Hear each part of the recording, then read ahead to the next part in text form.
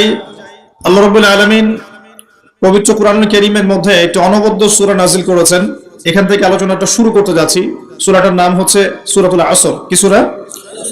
আল্লাহ পাক বলছেন বিসমিল্লাহির রহমানির রহিম, ওয়াল আসরি, সময়ের কসম, সময়ের কসম, মহাকালের কসম, ইন্নাল ইনসানা লাফি খুসর, নিঃসন্দেহে, নিঃসংকোচে, কোনো সন্দেহ নেই যে এই পুরো মানব জাতি ক্ষতির মধ্যে আছে। ইল্লাল্লাযীনা আমানু, তবে তারা নয়, তারা ব্যতীত যারা ঈমান এনেছে, ওয়া আমিলুস সলিহাত, এবং সৎআমল সম্পাদন করেছে, ওয়া তাওয়াসাউ বিল হাক্কি, পরস্পরকে সত্যের উপদেশ দিয়েছে, ওয়া তাওয়াসাউ বিস সবর, এবং পরস্পরকে ধৈর্যের উপদেশ দিয়েছে। আল্লাহ রাব্বুল আলামিন বলছেন সময়ের কসম। সময়ের কসম আল্লাহ পাক কেন করলেন? তার আগে আমরা একটু জেনে নেই যে আল্লাহ পাক কি কসম করতে পারেন কিনা। উত্তর হচ্ছে হ্যাঁ, আল্লাহ রাব্বুল আলামিন তার সৃষ্টির কসম করতে পারেন, কিন্তু সৃষ্টি হিসেবে আমাদের জন্য জায়েজ নেই যে আমরা আল্লাহ ছাড়া অন্য কারো নামে কসম করব। নবী সাল্লাল্লাহু আলাইহি ওয়াসাল্লাম বলেছেন, মান হালাফা বিগাইরি ইসমিল্লাহি ফাকাদ কাফারা, কেউ যদি আল্লাহ ছাড়া অন্য কারো নামে কসম করে বা শপথ করে, সে যেন কুফরি করলো। কি করলো? আমরা যদি কসম করতেই চাই, শপথ করতেই চাই, তাহলে আল্লাহর নামেই কসম করতে হবে। আর আল্লাহর নামে কসম করলে অবশ্যই কসম পূরণ করতে হবে, শপথ পূরণ করতে হবে। যদি পূরণ না করি কাফারা দিতে হবে, কমপক্ষে 3টা রোজা রাখতে হবে। আল্লাহ পাক তার সৃষ্টির নামে কসম করে থাকেন, যেমন আল্লাহ পাক বলেছেন ওয়া তিন ফলের কসম, ওয়া জাইতুনের কসম। 3 ফল খেয়েছেন কখনো? জাইতুন ফল দেখেছেন? জাইতুনের তেল সম্পর্কেও হাদিসে আসছে এটা বরকতময় তেল। জাইতুনের তেল বরকতময়, এটাকে খেতে বলা হয়েছে, গায়ে ব্যবহার করতে বলা হয়েছে। ওয়া তুরি সিনিন, আল্লাহ পাক তুর পাহাড়ের কসম করেছেন, সিনাই পর্বতের কসম করেছেন। ওয়া হাযাল বালাদিল আমিন, এই পবিত্র শহরের কসম বলতে আল্লাহ পাক মক্কার কসম করেছেন।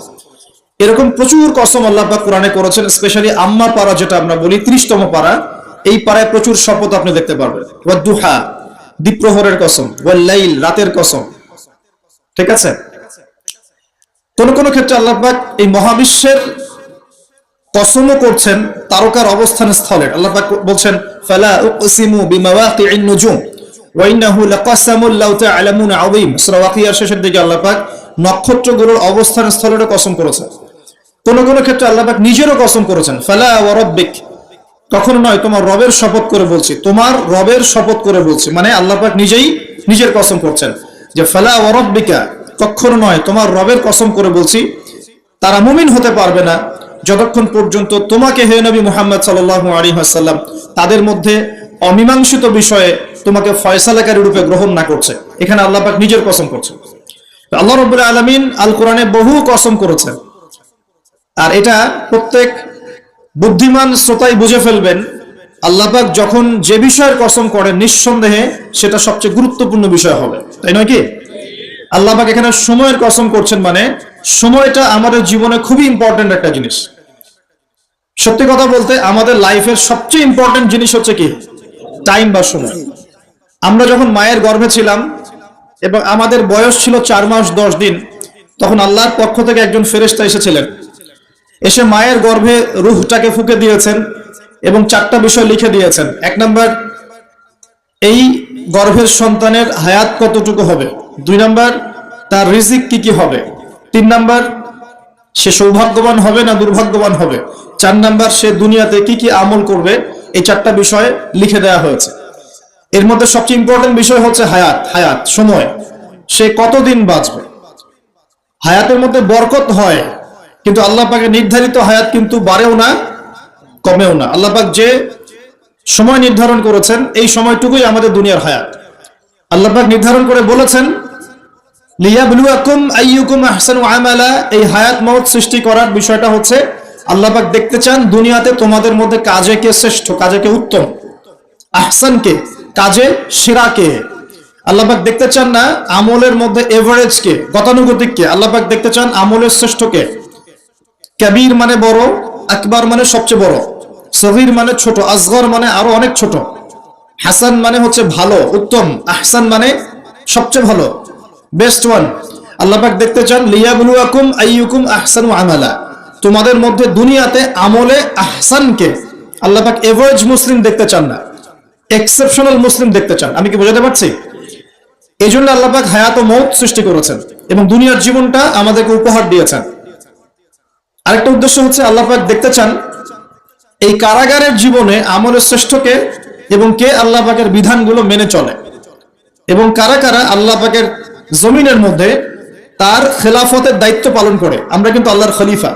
আমরা কি আল্লাহর খলিফা? আমাদের পিতাকে আল্লাহ পাক সৃষ্টি করেছিলেন পৃথিবীতে আল্লাহর খলিফা হিসেবে। আল্লাহর খলিফার কাজ কি? শুধু ইবাদত করাই খলিফার কাজ নয়। আল্লাহর খলিফার কাজ হচ্ছে আল্লাহ পাকের জমিনের মধ্যে ন্যায় বিচার প্রতিষ্ঠা করা, আল্লাহর বিধান প্রতিষ্ঠা করা। এটা আল্লাহর খলিফার কাজ।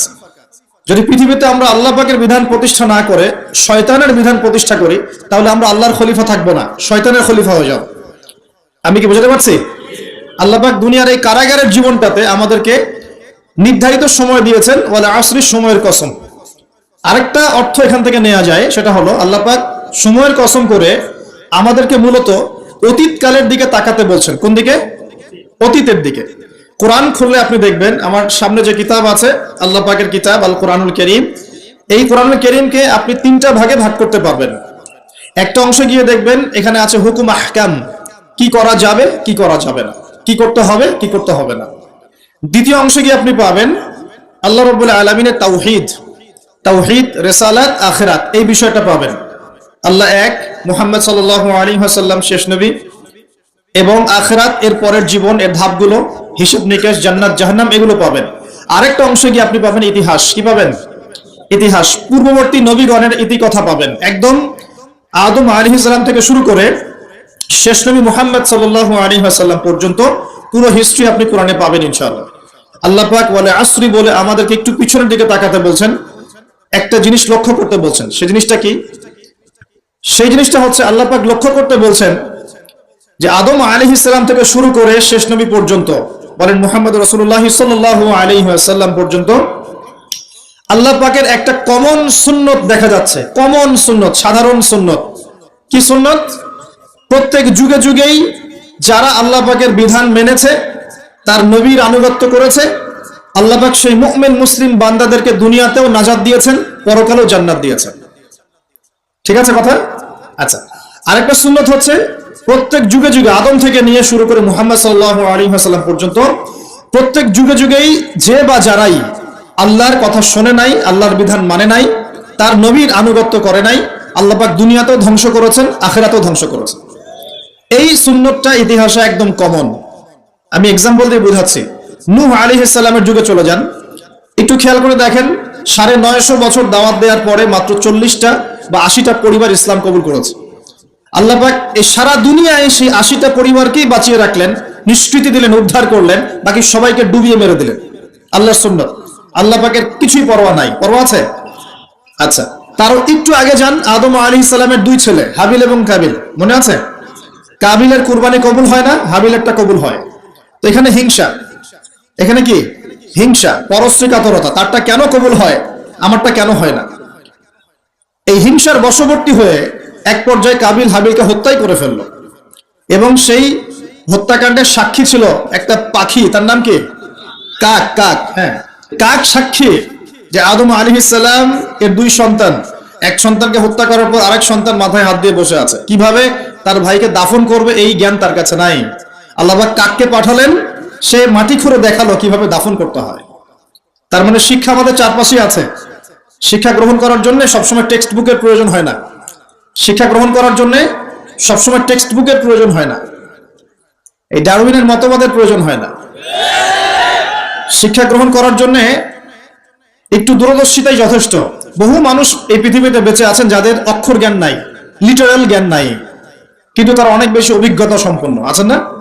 আচ্ছা, এমনকি আমাদের প্রিয় নবী মুহাম্মদ রাসূলুল্লাহ সাল্লাল্লাহু আলাইহি ওয়াসাল্লাম কিন্তু এই আক্ষরিক জ্ঞান, আলিফ বা তা সা এগুলো লিখতে পড়তে জানতেন না। এটা কি আপনারা জানেন? আল্লাহ পাক তাকেই শেষ নবী করেছেন, এবং আমরা তাকে বলি তিনি উম্মি। উম্মি মানে হচ্ছে অক্ষর জ্ঞানহীন। কিন্তু এই পৃথিবীর সবচাইতে জ্ঞানী মানুষ, ইতিহাসের শুরু থেকে শেষ পর্যন্ত সবচাইতে জ্ঞানী মানুষ হচ্ছেন মুহাম্মদ রাসূলুল্লাহ সাল্লাল্লাহু আলাইহি ওয়াসাল্লাম। অক্ষর জ্ঞানী সবকিছু নয়। সিগনেচার করতে পারলেই এই আপনার একটা জাতি জ্ঞানী হয় না, সাক্ষরতার হার বাড়লেই একটা জাতি জ্ঞানী হয় না। একটা জাতি জ্ঞানী হয় তখন যখন তার ভিতরে আধ্যাত্মিক পরিবর্তন আসে, যখন তার ভিতরে মানবিক গুণগুলো ইনস্টল হয়, যখন সে মানবতার কল্যাণে কাজ করতে পারে, যখন সে খারাপ পথে যায় না, ন্যায়ের পথে থাকে, অন্যায়ের পথে যায় না, তখন সে ভালো হয়। অক্ষর জ্ঞান সবকিছু নয়। আর আমরা এখন পাশের হারটাকে বেশি ফোকাস করি। কত পার্সেন্ট পাশের হার, কত পার্সেন্ট শিক্ষিত, এটা বড় কথা নয়, কত পার্সেন্ট পাশের হার। পাশের হার সবকিছু নয়। একটা দেশ আছে এখনো পৃথিবীতে, তার নাম ভুটান। কি নাম? বলা হয় যে পৃথিবীর সবচেয়ে সুখী দেশগুলোর মধ্যে একটা হচ্ছে ভুটান। তারা কিরকম জানেন? কৃষি কাজ করে, হ্যাঁ কৃষি কাজ করে, দিন আনে দিন খায়, চাষাবাদ করে, ফসল ফলায়, যে ফসল খাওয়া দাওয়া করার পরে যেটা বেঁচে যায় সেটা এক্সপোর্ট করে, কেউ কারোর সাথে হানাহানিতে যায় না। হ্যাঁ, ছোট ছোট ছোট পরিবারে বিভক্ত, গোত্রীয়, সেখানে গোত্রীয় বিভাগ আছে, কিছু পলিটিশিয়ানরাও আছেন, কিন্তু কারোর সাথে কোনো হানাহানি কাটাকাটি এইসবে নাই তারা।